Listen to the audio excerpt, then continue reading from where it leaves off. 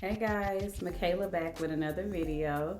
And today I want to talk to you about the steps that I took personally in order to become a business owner. Yes, I am a registered nurse. I've been working with hospice patients since 2006, but I became a business owner about 3 years ago. So today I'm going to give you all the steps that I took in order to become successful as a business owner. So if you're someone that's looking to run your own business or become an entrepreneur, be your own boss, watch this video. I hope it truly helps you guys. Like, share, and subscribe. Please, please, please. And let's get straight into it. So the first step for me was identifying my goal. Is it to leave your job, to no longer work 9 to 5? Is it to have an additional stream of income?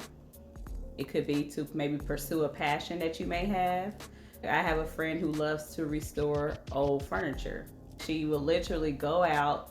If she sees a dresser on the corner, she will take that dresser, take it home, and make it brand new. And that is something that she truly loves to do. For others, it's important to maybe leave a legacy for their family. Start something, start a business, build it up, and give something of value to their family, to their loved ones, or maybe help their community, start a non-for-profit. No, just think about what is your overall goal. Now, for me personally, my goal was to just have extra money. It wasn't to leave the 9 to 5. What I intended to do, I knew I was going to eventually step down from management. I missed patient care and decided that I wanted to go back into the field and not be in the office anymore. But I knew that once I stepped down, my income was going to change. So my goal was to just have an additional stream of income at the time. Okay, so once you have identified your goal, I want you to really sit and think about your passions. What are your interests? What do you value? Because it's really hard to run a business when your heart is not in it.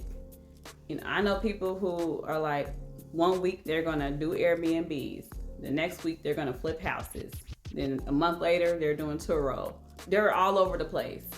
You have to truly find something that your heart is in. Think about past experiences. What is a challenge that you had in the past that you feel you could have had a solution to? You could have fixed that problem if you had the resources. That's a great way of thinking about a way to start a business. So really sit and think about what's important to me. What am I good at? What's something that I excel at? Answer those questions. That is going to help you really pinpoint a great business idea. Even if it sounds silly, even if you're like, there's no way I can make money doing that, you would be so surprised. There is so much money out here to be made that there's really no reason that you should let that stop you, because that's just all in your mind. I read the other day, there is a girl who makes picnics for people. Literally, you can hire her. She can go out, create a picnic for you in the park, and she charges $600. You can do whatever you put your mind to, but really, again, make sure your heart is in it. I want you to also think about things that you enjoy doing in your free time. What are your hobbies?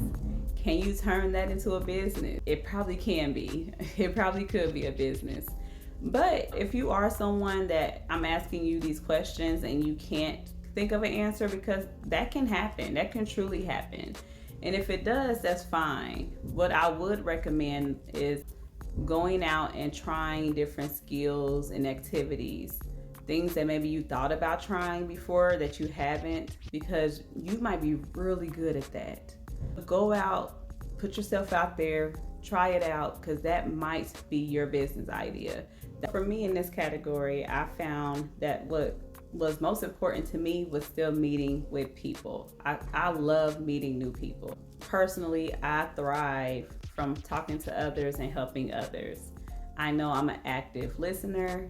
I'm very empathetic, and I love my autonomy. Autonomy was so important to me, just to run things my way. Again, identify what is important to you, what you're good at, and your strengths.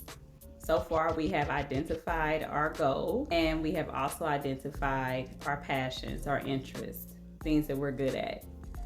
Next thing we need to do is look for different business ideas that can offer that to us. How I looked for different business ideas, I literally went on YouTube, I went on TikTok, I Googled, and just actually looked up side hustles or additional streams of incomes for just period. I searched and searched and searched, and to be honest, it probably took me about 6 months before I actually found something that was aligned with my values. I would recommend not rushing.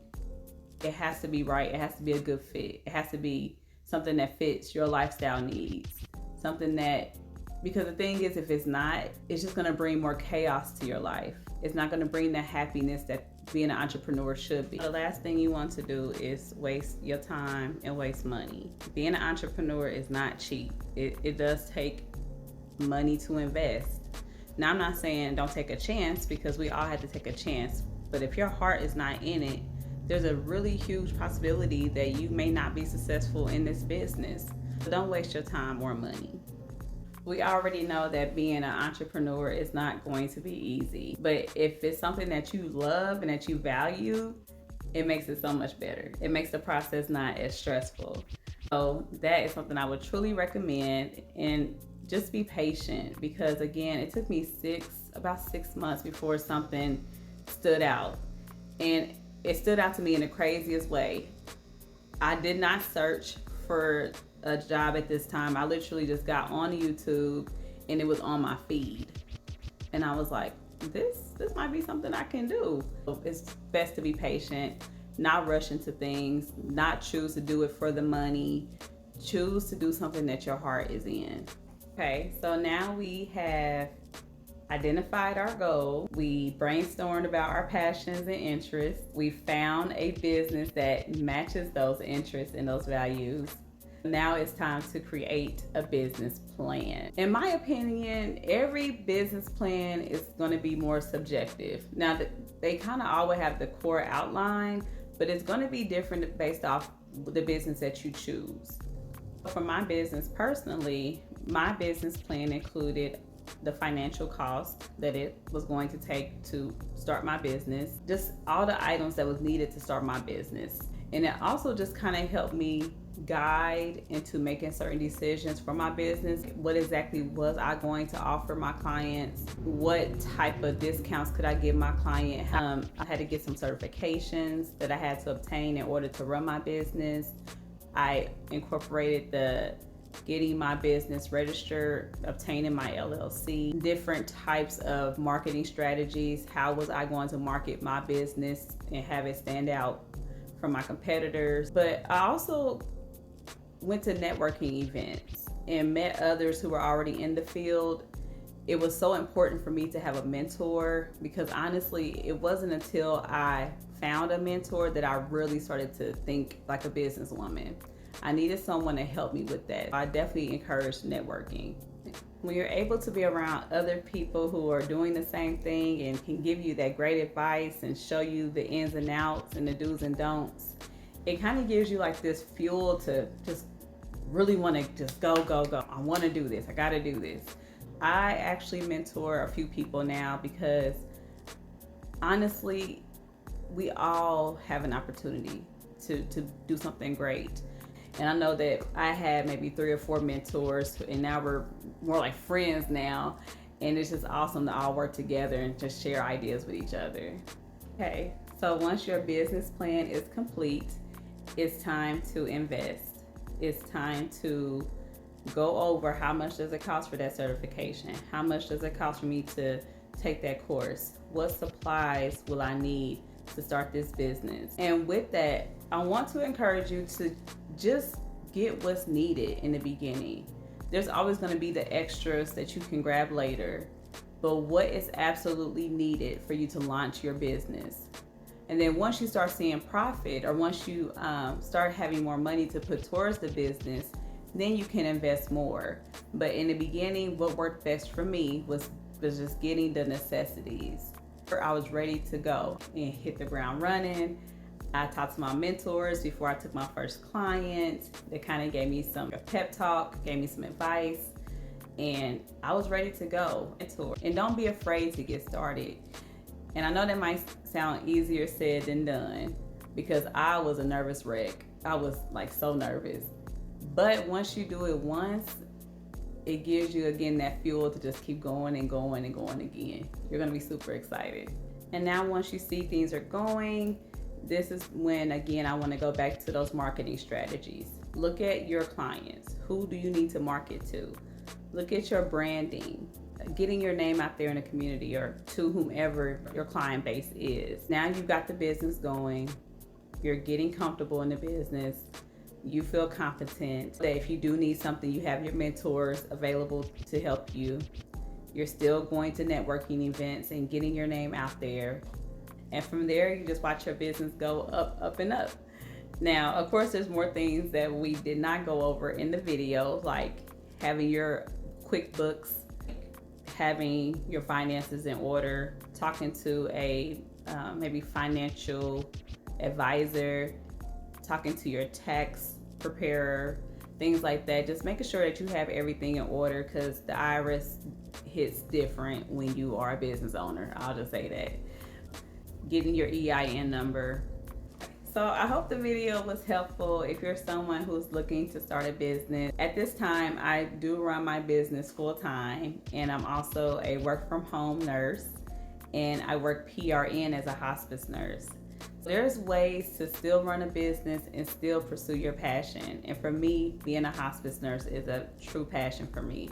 It's something I don't ever want to give up. Now, if you enjoyed the video, please share and subscribe.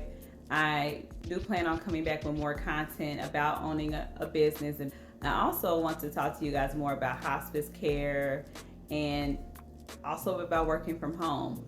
And just to kind of give you guys an idea of how I run things, because overall, my goal is to have a life full of leisure. That is a goal now. It wasn't a goal when I started my business, but it's a goal for me now. And I truly feel like I am meeting my goal. For more content about those topics, please subscribe, and I'll see you guys in the next video.